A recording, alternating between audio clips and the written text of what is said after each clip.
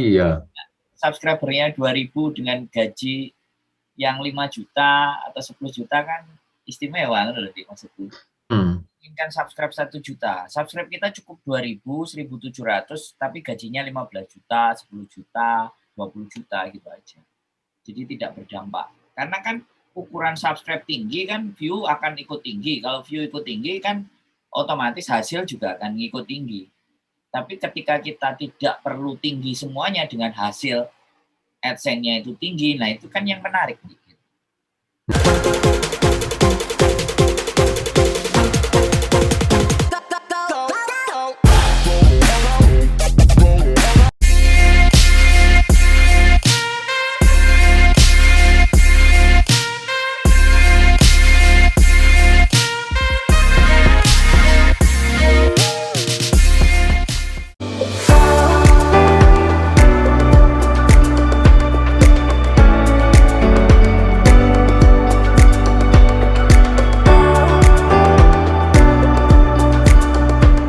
Jangan lupa like, comment, share.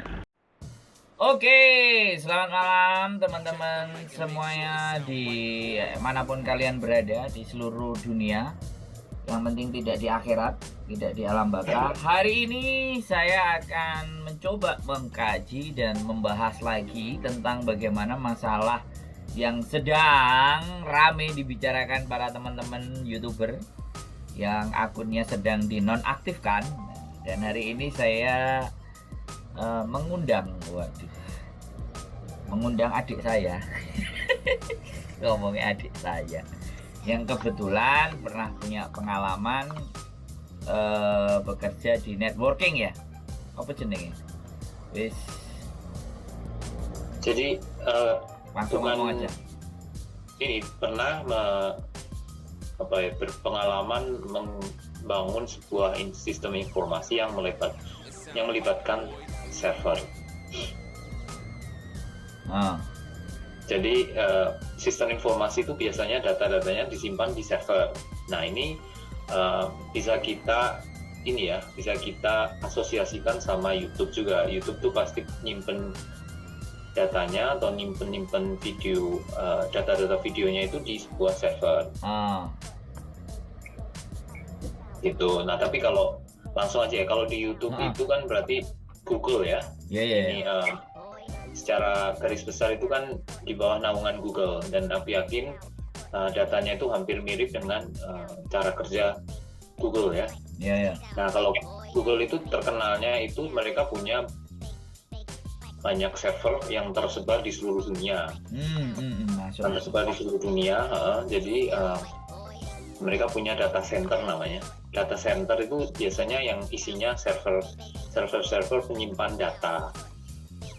Nah, biasanya kalau video-video itu ada kemungkinan disebar videonya, datanya disimpan di data center yang misalnya di Asia Pasifik, Eropa, atau mungkin di Afrika gitu ya. Aku kurang tahu ini ya secara spesifik tempatnya ada di mana, tapi biasanya memang seperti itu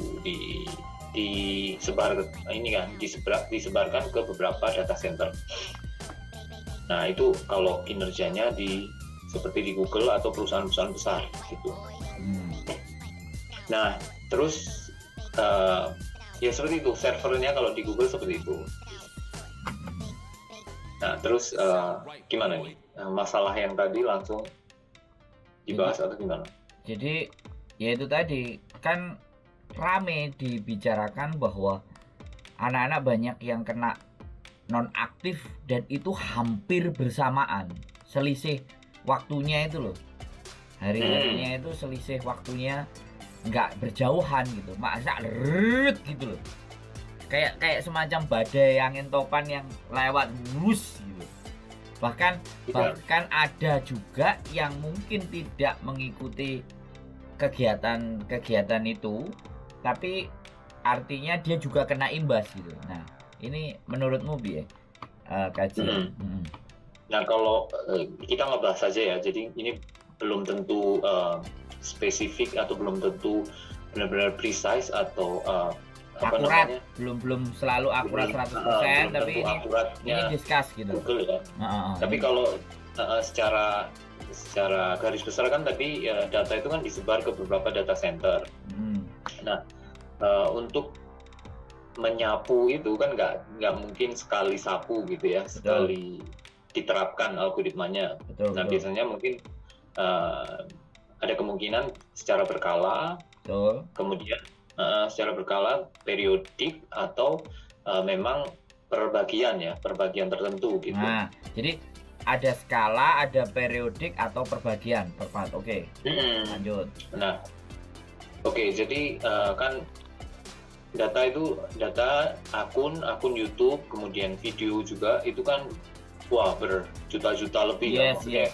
Puluhan juta, ratusan juta, bahkan mungkin triliun gitu ya. Betul. Skalanya kan besar. Nah, biasanya kalau memproses data itu kan berarti kan secara kita ambil misalnya per 100 video misalnya, per jam gitu kan, 100 video. Nah, dari situ kan itu misalnya nih data center yang ada di Asia Pasifik. Nah, kemudian data-data yang terpengaruh ya kemudian yang ada di data center yang di Asia Pasifik. Mungkin kawasannya mungkin Hong Kong, Indonesia, Jepang, Korea, pokoknya sekitar Asia dan negara-negara yang ada di kawasan Asia Pasifik. Nah, dari situ kan kalau teman-teman komunitasmu itu semua kena gitu ya, disapu, berarti kan ada kemungkinan mereka ada dalam satu server ya, data center gitu. Logis. Jadi mereka ada kemungkinan ada di dalam satu data center yang memang kebetulan sedang diterapkan ini ya, proses algoritma itu, prosesnya YouTube misalnya bebersih gitu ya. Patroli bersih, betul. Jadi ya sudah, jadi ya kalau memang secara berbarengan ya memang datanya ada kemungkinan dalam satu bagian data center itu yang kebetulan sedang diterapkan algoritmanya atau dilakukan pemrosesan kayak gitu. Nah kan, dan aku yakin nggak semua 100% orang-orang yang ada di Hong Kong misalnya itu kena itu. Benar. Nggak semuanya. Aku yakin yang di 100%. Ada beberapa yang selamat, Johan. Dan itu ada kemungkinan ya memang datanya memang terpisah. Data centernya mungkin dia ada di bagian mana gitu ya. Atau kemungkinan memang masih dalam bagian yang belum dijadwalkan untuk diproses. Gitu, karena ada waktu dan periode itu. Nah, kayak gitu. Jadi istilahnya nyicil gitu loh. Nyicil, jadi memprosesnya tuh per bagian, terus dalam satu porsi gitu, dan dalam satu waktu itu soalnya di dalam kalau pemrosesan dalam data server itu biasanya ini ada kapasitasnya. Jadi mesin itu punya kapasitas untuk memproses ini ya data selama dalam satu waktu itu dia bisanya memproses berapa giga gitu. Jadi ya nggak mungkin dalam satu waktu itu terus semuanya 100% diproses itu enggak. Jadi tinggal nunggu waktu aja ya. Ya, nunggu saatnya. Nunggu saatnya kena ya. Nah, tapi gini, secara sistem orang yang mendesain sistem itu ada kemungkinan juga memberikan threshold, Mandu. Threshold itu batas. Jadi ada kemungkinan memang secara kebijakan misalnya YouTube atau Google itu oke, kita proses 80% aja gitu. 20% nggak usah diproses. Itu ada kemungkinan kayak gitu juga. Nah, kalau kayak gitu yang 20% ya ada kemungkinan selamat gitu. Iya. Jadi ini threshold. Ini kalau ngomongnya secara umum threshold ya, apa namanya? Threshold itu batas diproses gitu. Artinya tidak semua diteliti, tetapi ada bagian tertentu yang disisakan. Wah, itu laki lah, beruntung lah. Benar. Jadi memang kalau secara sistem menurutku mereka juga nggak akan kita proses 100% gitu. Ada kemungkinan mereka kayaknya enggak. Jadi mereka ada ini spekulasi menyisakan lagi ya. jadi Enggak apa-apa. Jadi ini berbicara dengan analisamu, dengan apa yang pernah kamu ketahui, dengan apa yang kamu alami dan logika cara berpikirmu gitu. Karena ya sudahlah. Teman-teman cukup menerima informasi aja. Mau dikomplain silahkan di komen, silahkan buat saya. Nggak apa-apa karena ya kalau aku percaya adikku, kalau aku pastinya percaya adikku karena dia sekolah gitu loh. Dia ada ilmunya, dia juga punya pengalaman, artinya buat aku ya it's okay gitu loh, nggak ada jadi soal buat saya. Yang penting apa yang menjadi pemahamanmu kamu sampaikan ke saya dan nanti tak terjemahkan ke teman-teman dan mereka juga bisa ngelihat bahwa ternyata masih ada kemungkinan ada hal lagi yang setidaknya buat itu tadi kita pernah bicara filosofi, ada yang membuang, ada yang mengambil gitu. Masih ada kesempatan, tidak patah semangat untuk dapat duit dari YouTube yang lebih gede. Dan memang iya Dik, dan tidak semuanya ada yang lapor punya aku selamat, padahal juga sama-sama mengikuti sistemnya. Punya aku selamat, punya aku enggak. Akhirnya kita kan berpikir yang selamat itu karena apa? Ya setelah Mbok jawab tadi threshold, jadi tidak kebagian tidak semua, atau mungkin dia punya traffic yang aman, atau artinya dia cara mainnya lebih cantik lagi, kan banyak faktor. Tetapi salah satunya yang Mbok sampaikan tadi logik, masuk akal. Oke. Begitu ceritanya berarti.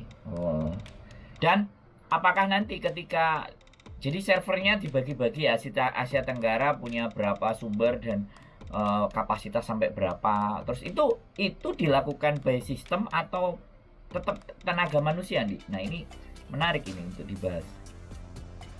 Nah kalau dulu kalau waktu aku sedang mengimplementasikan sistem itu dalam data server itu tuh, karena dulu kan pengalamanku skalanya kecil ya, sistemnya skala kecil.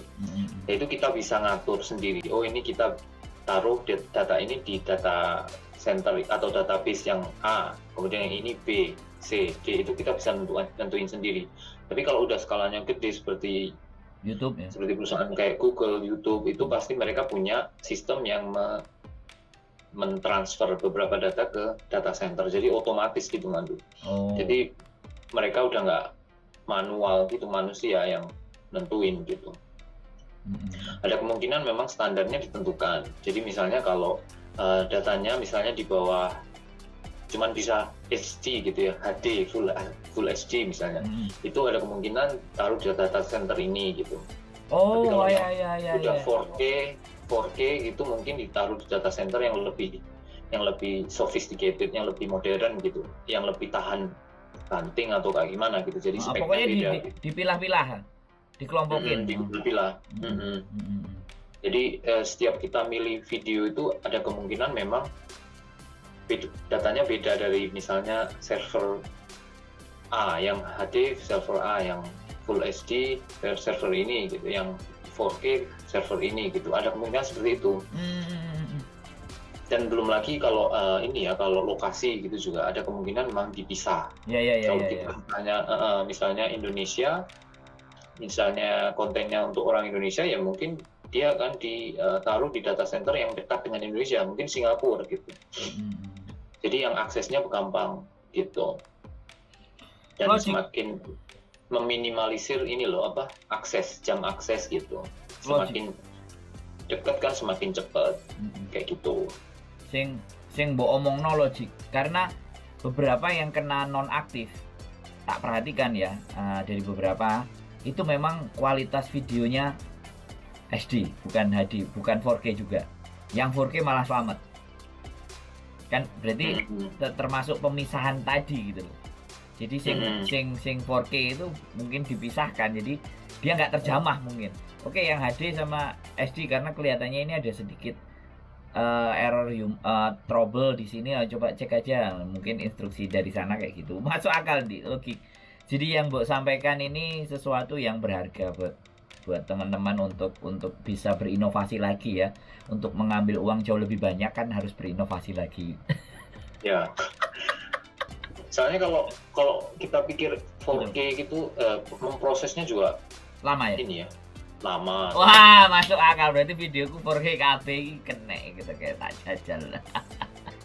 4K itu prosesnya lama, jadi kalau memang algoritmanya itu ngecek sampai ke video, misalnya kevalidan si konten creatornya sampai dicek sampai dalam video, berarti kan prosesnya lama itu kalau ngecek sampai konten videonya. Kalau cuman deskripsi, title sama tag gitu sih nggak masalah ya. Oke, diulang di. Oke. Jadi aku masuk live Facebook untuk agar mereka sedikit ngerti ya. Jadi tadi gimana?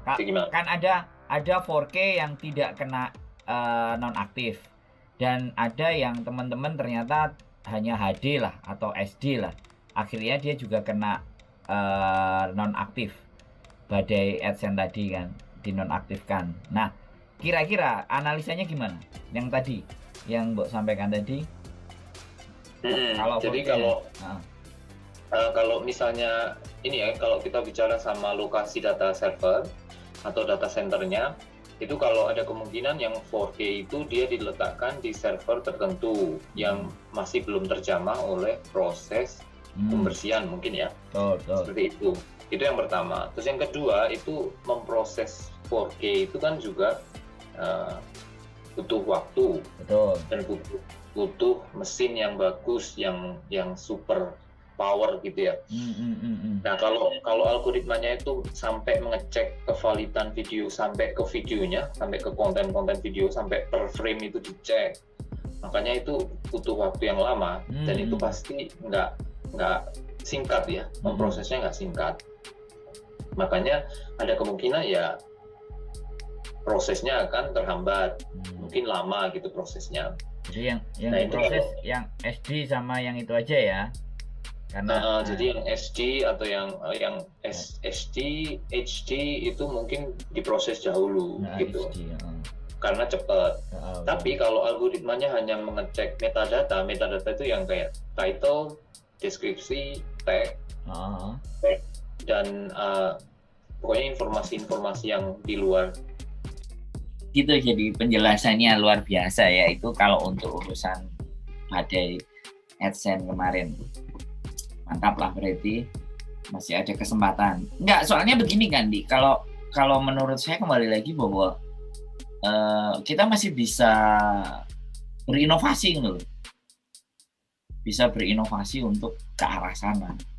Karena ya semua bermain YouTube orientasinya pasti ke uang kan. Pasti ke penghasilan, ke pendapatan. Oke. Terus kira-kira nih, menurutmu saran. Jadi, untuk apa? Ini kan server dan semuanya, apakah memang menurutmu masih bisa diinovasi untuk bisa mendapatkan celahnya?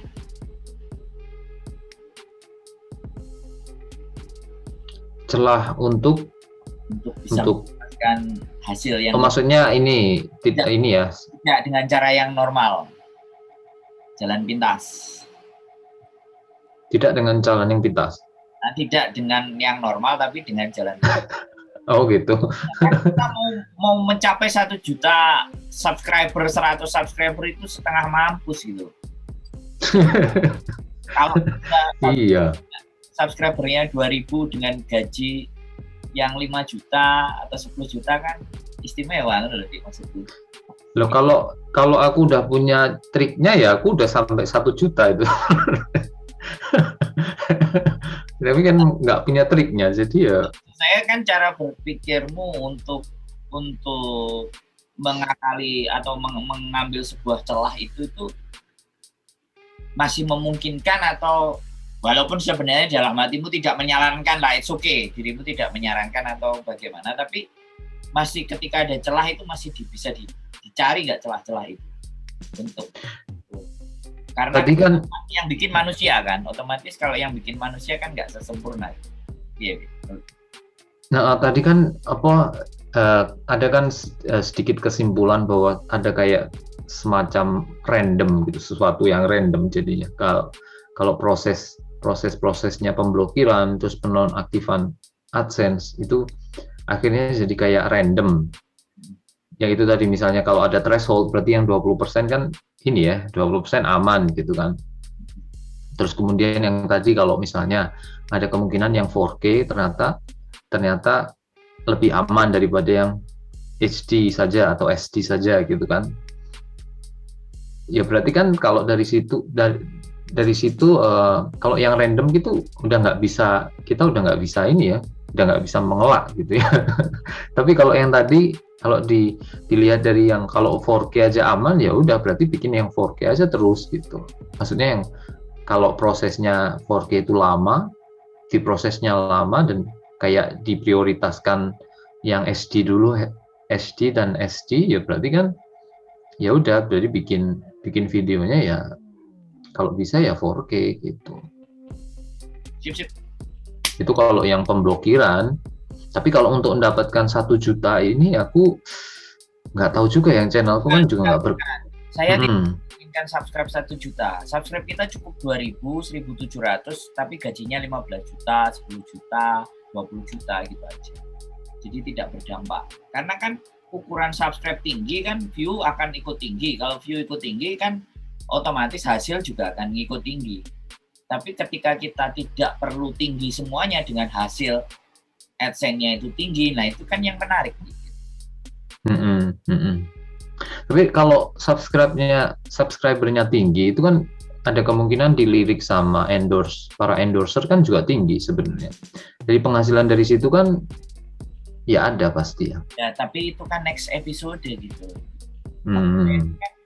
Sekarang gimana caranya 1.700, 1.500, 2.000 tapi berpenghasilan gitu. Dan penghasilannya kroso enak, dirasa nek. Maksud saya itu ke sana. Ternyata harapan di situ masih ada dan besar. Melihat dari apa yang buat jelas tadi mengenai server dan semuanya, algoritma dan aplikasi. Mantap. Terima kasih sekali lagi atas informasinya. Sekali lagi ya buat teman-teman, aku nggak pernah akan ragu atas penjelasannya dari adikku. Karena dia 7-8 tahun kerja di Jepang dan ada pengalaman kerja di server 2 tahun, dia lulusan ITB dan Keio University. Ya wis, aku nggak perlu menyombongkan, tapi itu faktanya adikku. Jadi aku selalu punya rujukan. Makanya sebelum aku ngelakuin sesuatu yang berhubungan dengan IT, ya aku akan merujuk pada Bapak PSD ini. Jadi privilege, legitimasi omongannya kita kan. Terima kasih untuk kali ini, mudah-mudahan bermanfaat buat teman-teman. Buat Bapak Sandi, boleh salam buat teman-teman saya. Terima kasih sudah mendengarkan. Semoga sukses. Pembelajaran buat kita semuanya.